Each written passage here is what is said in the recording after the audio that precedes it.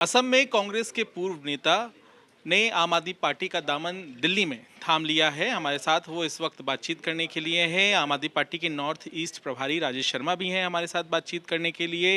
मैं आपसे जानना चाहूँगा कि क्या वजह रही, आपने अप्रैल के महीने में कांग्रेस से इस्तीफा भी दे दिया था और आम आदमी पार्टी में शामिल होने के पीछे क्या आप वजह ढूंढ पा रहे हैं? First of all, I have the service rendered to the Congress party since 2001. उसकी रिटर्न में मेरे को जो मिलना चाहिए था वो नहीं मिला है, क्योंकि मैंने कांग्रेस को बहुत दिया।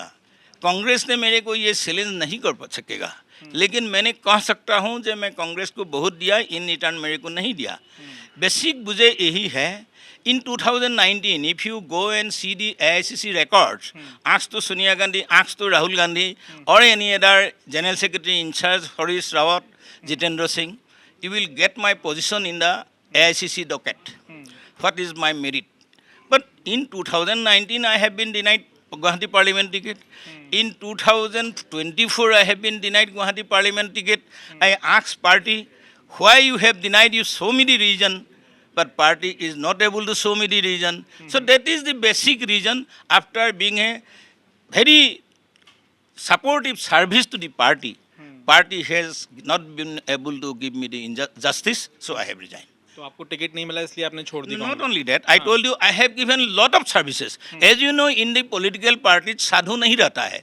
Political party में आदमी पावर के पीछे ही रहता है। जो ये मेरा स्लोगन नहीं है, जो विगत prime minister former prime minister जो आज नहीं है, उन्होंने भी बोला था पॉलिटिकल पार्टी पावर की से चर्चा करता है, पॉलिटिकल पार्टी साधु सैन्य का दल नहीं है। तो ये आप मेरे को नहीं कह सकता, जब मैं टिकट नहीं पाया इसीलिए छोड़ दिया।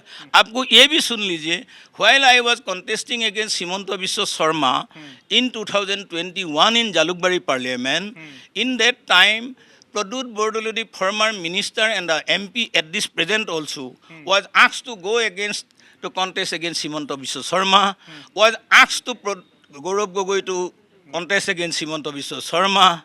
None has turned up. I have contested. And Himanta Biswa Sharma, the present Honorable Chief Minister of the state, has given me crores and crores provocation to withdraw my nominations. But I have not done this. So, what kind of a service I have rendered, the Congress has denied me everything. So, that is the reason I left the Congress and under the leadership of the Arvind Kejriwal, a honest leader. So, I want to join in Congress and up. मेरा क्योंकि सवाल इसमें ये है, तो यहाँ पे भी आप पावर की सर्च में आए हैं, आपको लग रहा है? हम तो पहले भी बोल रहा हूँ, सेवा तो पॉलिटिकल पार्टी का माध्यम से होता है। तो अब तो फिर इलेक्शन में तो अब तो सोशल आदमी को तो पॉलिटिकल पार्टी तो नहीं काउंट करता है ना। तो पॉलिटिशियन को ही टिकट मिलता है। आज प्रदुत बोर्डले को मिला, रकीबुल को मिला, उन लोग तो पावर में है, पावर में रहेगा तो नया जनरेशन नहीं आएगा क्या? बोलिए, पावर का सर्च नहीं। पहले आप ये भी एग्जाम्पल मेरे से लीजिए, सोनिया गांधी जी पार्टी का प्रेसिडेंट था, मनमोहन सिंह जी प्रधानमंत्री थे, तो मतलब पार्टी का ही अवदान ज़्यादा होता है। यहाँ पर अपनी बात रखते हुए रमेश चंद्र ठाकुर हमारे साथ, राजेश शर्मा हैं जिन्होंने ज्वाइनिंग कराई है, आतिशी जो कि मंत्री हैं, पार्टी की नेता हैं, वो भी यहाँ पे मौजूद थी। मेरा सवाल आपसे ये है कि कांग्रेस के साथ आपकी असम में बन नहीं पाई लोकसभा में, आपने अकेले वहाँ चुनाव लड़ा, मैंने देखा कि कई चिट्ठियों के दौर चले, इस बीच कांग्रेस के नेता आम आदमी पार्टी में शामिल हो गए हैं, तो अब क्या सेंध लगाने की कोशिश है कांग्रेस पार्टी के नेताओं में? हालांकि उन्होंने इस्तीफा दे दिया था, लेकिन आगे क्या कोशिश आपकी ये है कि जो दल के नेता हैं उनको अपने साथ लाकर आगे चुनाव की तैयारी की जाए? असम चुनाव आप लोग लड़ेंगे? असम चुनाव के लिए हम लोग बहुत ज़्यादा गंभीर हैं। 2026 के फरवरी मार्च में चुनाव होगा और पूरी गंभीरता के साथ हम चुनाव लड़ेंगे, पूरी ताकत लगाएंगे। और उसी की प्रक्रिया में बहुत सारे लोग आम आदमी पार्टी के साथ ऑलरेडी जुड़े हुए हैं। कुछ लोग वक्त देख रहे हैं कि कब हमें आम आदमी पार्टी में जुड़ना चाहिए। बहुत सारे नेता हैं, विभिन्न दलों के नेता हैं, बहुत सारे जाति जनजातियों के लीडर्स हैं जो हमारे संपर्क में हैं।